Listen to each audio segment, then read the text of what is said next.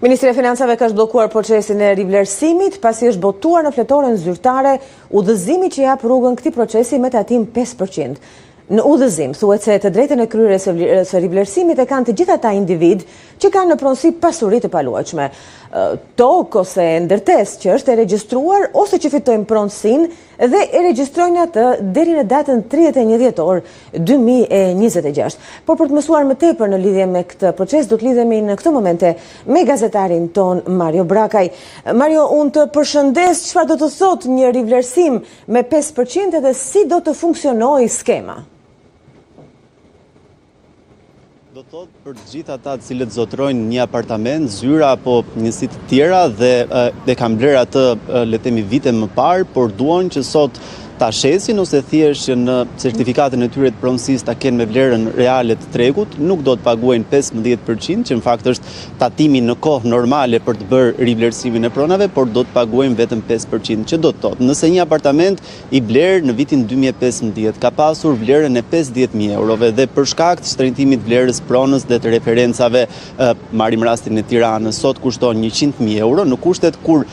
do të paguante 15% për rivlerësimin, pra në periudhën para ditës së sotme, do të paguante 7.500 euro taks në shtet. Por nëse e bën këto proces me normën 5%, me amnistinë e rivlerësimit, le ta quajmë të tillë, automatikisht ai do të paguajë vetëm 2.500 euro. Në këtë rast janë 5.000 euro kursim. Kjo vlen për gjithë zotruesit apartamenteve,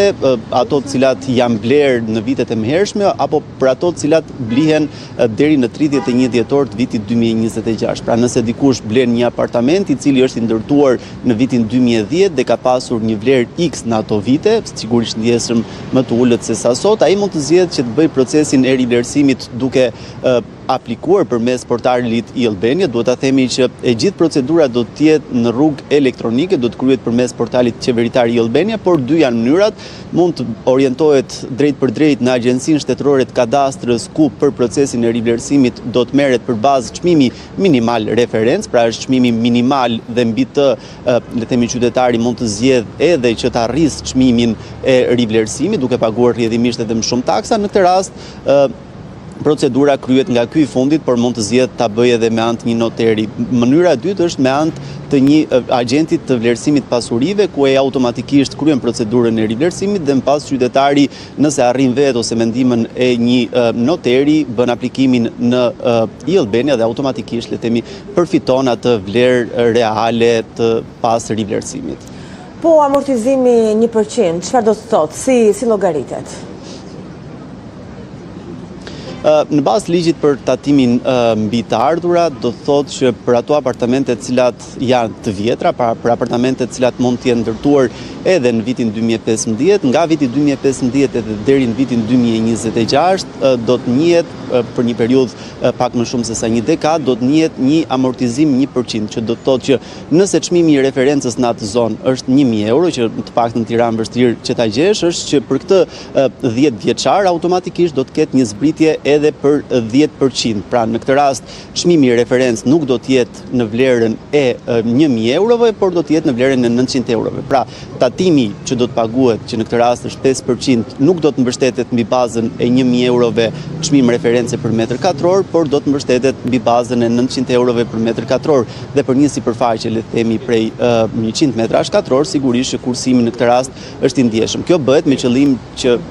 apartamentet e vjetra të mos kenë të njëjtat çmime që kanë apartamentet e reja, sepse kjo ka qenë një lloj problematike dhe një lloj konkurrence pandershme në treg në një farë mënyrë, dhe për këtë qëllim Ministria e Financave ka hartuar dhe këtë udhëzim që automatikisht një edhe rivlerësimin dhe amortizimin me 1%. Nga rivlerësimi nuk përfitojnë vetëm qytetarët zotërues të një apartamenti, të një banese, të një trulli, por edhe bizneset, edhe këto do të kenë një normë tatimore prej 5%, por duhet që në bilancet e tyre, në pasurat financiare të kenë detyrimet të paguara deri në 31 dhjetor 2025. E njëjta procedurë drejtohen direkt në Agjencinë Shtetërore të Kadastrës ose nëpërmjet një agjenti të vlerësimit pasurive dhe automatikisht procedura kryhet përmes portalit qeveritar e-Albania. Edhe ku flasim pastaj edhe për çmimet e referencës, të cilat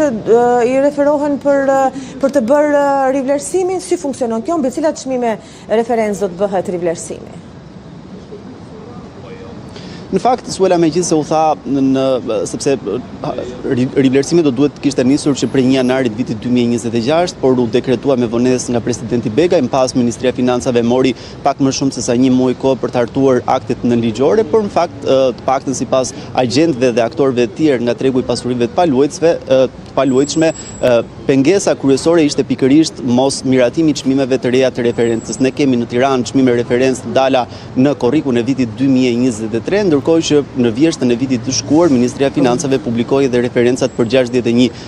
60 bashkitë e tjera me përjashtim të Tiranës, por ato nuk u miratuan. Kështu që i gjithë procesi i rivlerësimit do të bëhet mbështetur në referencat e vjetra. Por nëse ndodh që një qytetar të blejë një apartament, le të themi në ditët, në muajt, në vijim dhe në atë periudhë kohore do të kenë hyrë në fuqi referencat e reja, atëherë i gjithë procesi i rivlerësimit do të mbështetet mbi referencat e reja. Po për aq kohë sa nuk kemi të miratuara çmimet referencë të reja, të cilat rrisin ndjeshëm në Durrës dhe në Vlorë veçanërisht dhe në qytetet tjera bregdetare çmimet për metër katror, automatikisht i gjithë procesi do të bëhet me referencat e vjetra. Marion, falenderoj për këto informacione dhe detaje që na solle dhe punë të mbar.